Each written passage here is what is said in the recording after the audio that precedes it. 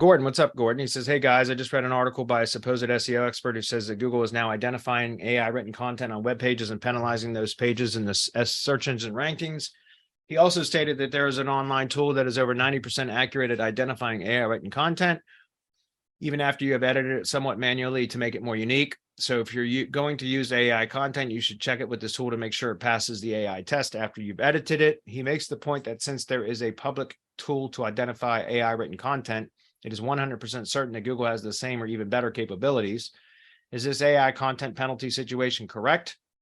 And you need to make extensive manual edits to escape that penalty. Thank you very much, as usual, with your help.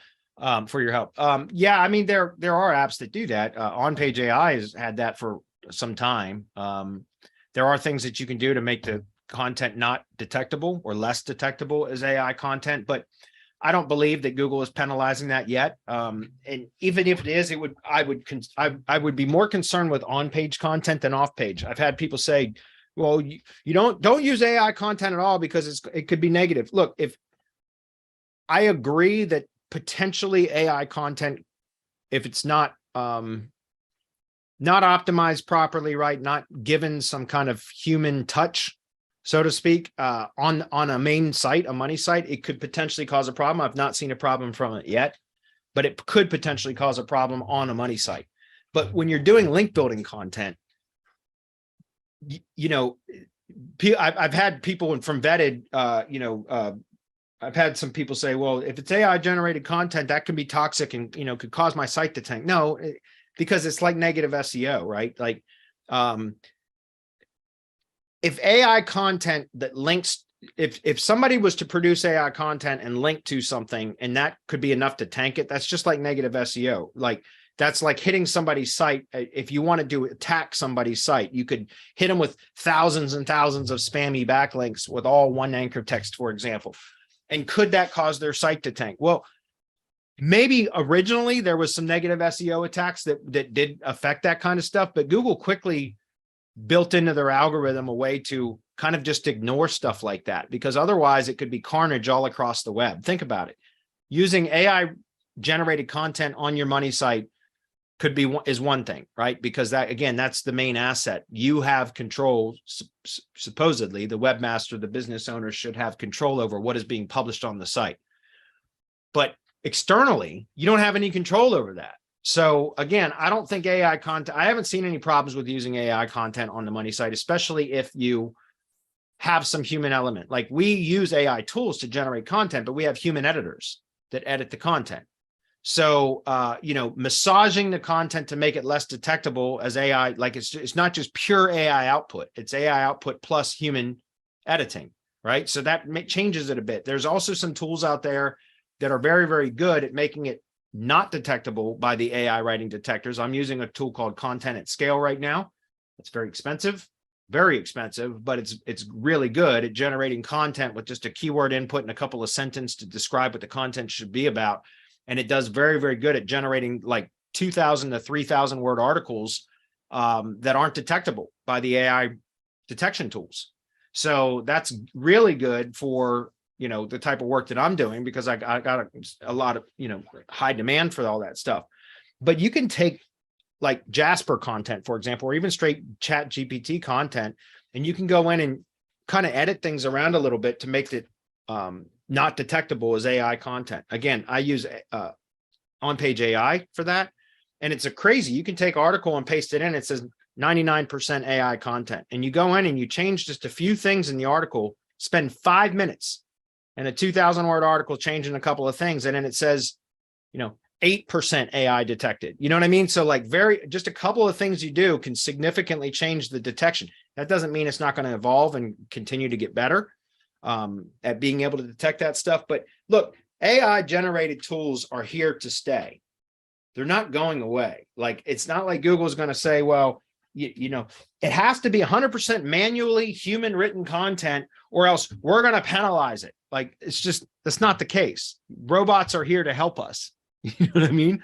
So I would just caution against using straight AI output on your money site, and unless like I'm going to be testing. In fact, I wanted to test this yesterday. As I said, on Tuesdays and Thursdays when I do live streaming, I want those days, Tuesdays and Thursdays, to be like testing, or if I've got to catch up on agency work and stuff like that, I will do it. But there was a method that I want to test talking about content at scale.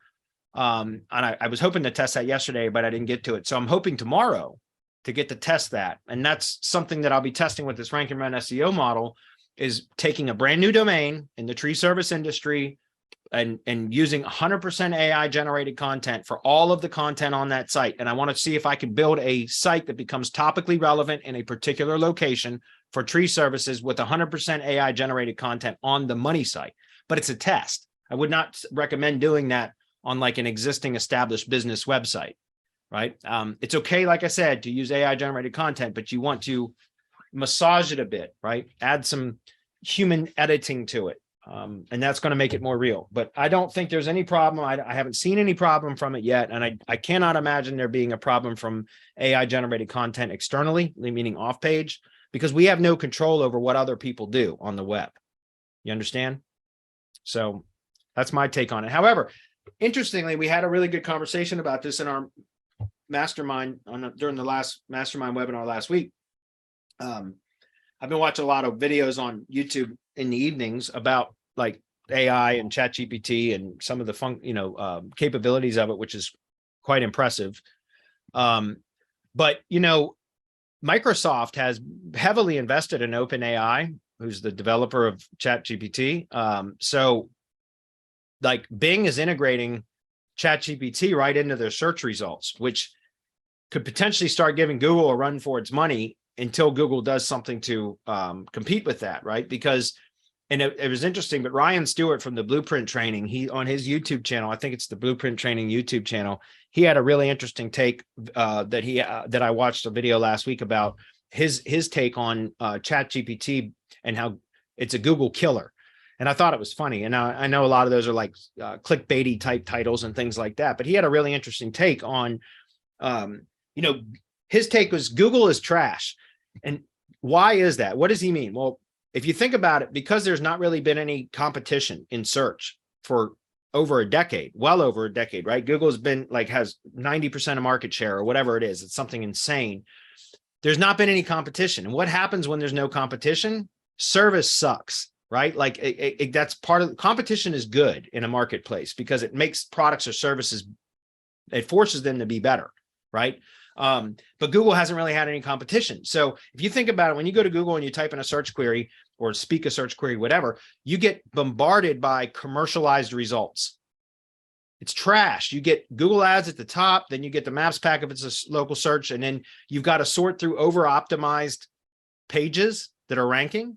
And usually when you click on those pages, they're full of ads and everything else. You know what I mean? So it's commercialized results, and it sucks. You have to sort through a whole bunch of garbage to find the valuable information when you go to Google. And then you can only search for one search at a time. Like in other words, let's say you're trying to drill down into a topic.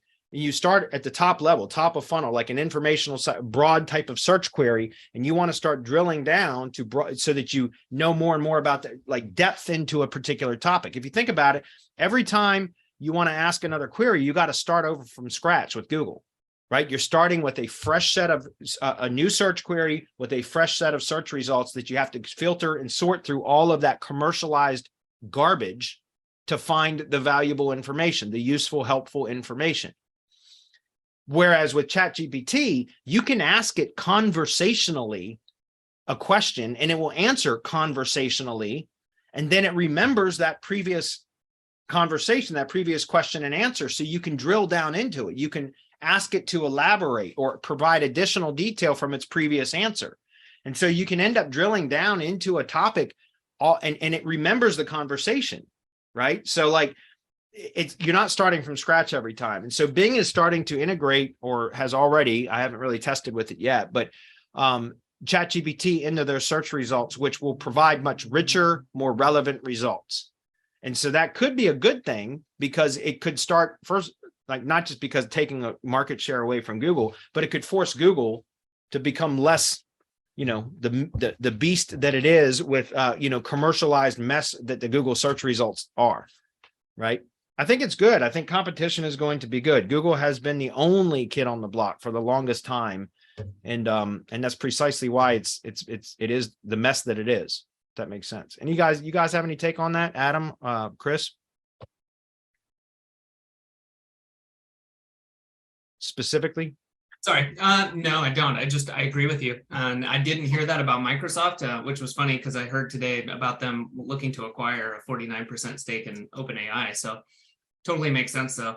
They've invested heavily into that. So well, and that's like a no-brainer, right? Once you hear it, you're like, oh, of course. Like, why wouldn't everyone do that? I'm sure we know Google's been working on stuff in their own labs, and I would be shocked if they don't roll something out like this, because if nothing else, to play catch up. So yeah, and I don't even know, like they probably don't even have to catch up. They probably have had it behind the scenes, but when it becomes more prevalent in Bing, Google may have to start, bringing that a lot, releasing that kind of stuff into their search algorithm, their search results too, so that it's more relevant. Otherwise, which again, competition is good.